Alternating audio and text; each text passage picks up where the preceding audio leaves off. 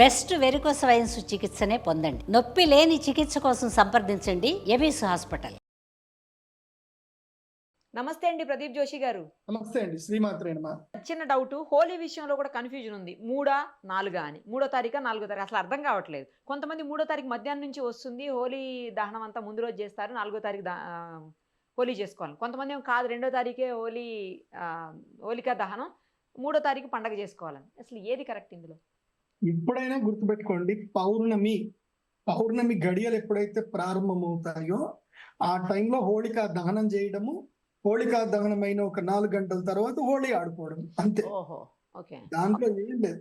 ఇక వాడికి నచ్చినట్టు వాడు చేసుకుంటారంటే హోళీ ఆడడానికి ఇప్పుడు 4వ తారీఖు ఆడాలని ఉందా, నువ్వు రంగులు జలకాలంటే ఎప్పుడంటే అప్పుడు జలుకోవచ్చు. పౌర్ణమి రోజు హోళికా పౌర్ణమి అంటారు, హోళికా ప్రతిపద అనరు. పౌర్ణమి రోజే హోళీ ఆడాలి. కానీ ఆ హోళీ ఎప్పుడెప్పుడు హోళీ ఆడకూడదో చెప్తాను వినండి. గురువుకి ఏదైనా మరణం జరిగిన, అంటే తమ యొక్క గురువు చనిపోయినా, అదే విధంగా తల్లిదండ్రులకు ఏదైనా విపత్తు జరిగిన, కుటుంబంలో ఏదైనా విపత్తు జరిగిన, అదే విధంగా ప్రకృతిలో సూర్యగ్రహణాలు చంద్రగ్రహణాలు జరుగుతున్నా హోళీ ఆడకూడదు. ఎందుకోసం అంటే అది సెలబ్రేషన్ చేసుకునేది కాదు కదా. ఇప్పుడు గ్రహణం జరుగుతున్నా అది విపత్తు కిందకే లెక్క. సో చంద్రగ్రహణం జరుగుతున్నప్పుడు ఎవరు హోళీ ఆడకూడదు. ఈసారి హోళీ నిషేధం, కానీ హోళీ ఆడతాను అంటే అది మీ ఇష్టం. కానీ హోళీ ఆడకూడదు. చంద్రగ్రహణం 3వ తారీఖు, హోలీ 4 కదా. 3వ తారీఖే చంద్రగ్రహణం. సో పౌర్ణమి ఏదైతుందో అదే రోజు హోళీ ఆడాలి కదా. Okay okay. పౌర్ణమి రోజు హోళికా పౌర్ణమి అంటారు కదా. ఎప్పుడైనా గ్రహణము అంత్య గడియల్లో అవుతుంది, ప్రారంభ గడియల్లో జరగదు. ఎందుకోసం అంటే పౌర్ణమి అంటే ఏంటి, 180 డిగ్రీస్ రావడం పౌర్ణమి. సో ఈ 180 డిగ్రీస్ లో భూమికి, సూర్యుడికి చంద్రుడికి మధ్యన భూమి అడ్డం వస్తుంది. ఇది మూవ్ అవుతుంది కదా. అవును. అంటే 180 డిగ్రీస్ అయిపోయినట్టే కదా. 180 డిగ్రీస్ దాటి 181 డిగ్రీస్ కి ఎంటర్ అయితే పౌర్ణమి అయిపోయినట్లు లెక్క కదా. Okay okay.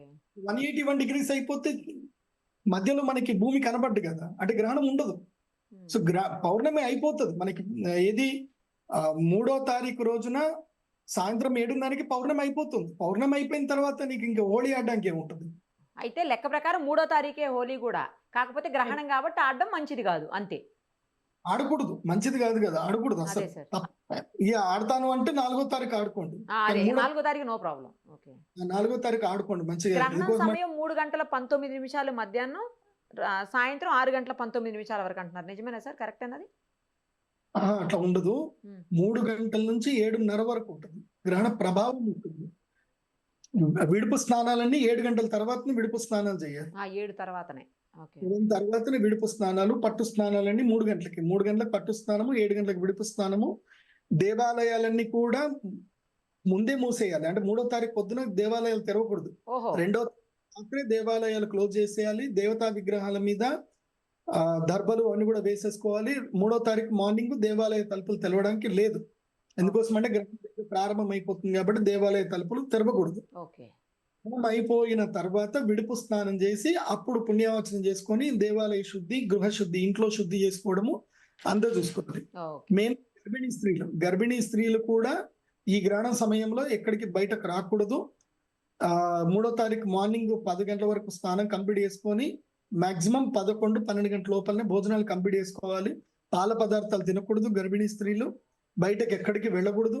అది ప్రథమ గర్భమైన అంటే ఫస్ట్ మంత్ అయినా 9th మంత్ అయినా అందరికి ఒకటే రూల్ వర్తిస్తుంది. తిక్కలు చేయకండి, మీ మీద మీరు ఎక్స్పెరిమెంట్లు చేయకండి. గ్రహణము ఏం కాదు, ఇగో నేను వీడియోలు పెడుతున్నా, నేను వ్లాగ్స్ చేస్తున్నా, గ్రహణం పోతుంది, నేను అన్నం తింటున్నా, ఏమైతుంది నేను చూస్తా, ఇవన్నీ తిక్క పనులు చేయకండి. ఎందుకోసం అంటే పెద్దవాళ్ళు ఏదైనా చెప్తే మనం వినాలి. మనం ఆరోగ్యం మీద ఎక్స్పెరిమెంట్ చేయకండి, ఇంకా దేని మీద ఎక్స్పెరిమెంట్ చేసుకోండి, కానీ ఆరోగ్యాల మీద ఎక్స్పెరిమెంట్ చేయకండి. గ్రహణం టైంలో తినడం వల్ల ఆరోగ్య భంగం జరుగుతుంది, తీవ్రమైన రోగాలు వస్తాయి. కాబట్టి గ్రహణ సమయంలో ఎవరు భోజనాలు చేయకండి, తిక్క పనులు చేయకండి. గర్భిణీ స్త్రీలు అయితే గనక గ్రహణ సమయంలో పండ్లు తినొచ్చు, అటుకులు వేయించుకొని అటుకుల దగ్గర పెట్టుకోండి, అటుకులు తినొచ్చు. కానీ వండినటువంటి ఆహార పదార్థాలు తినకండి.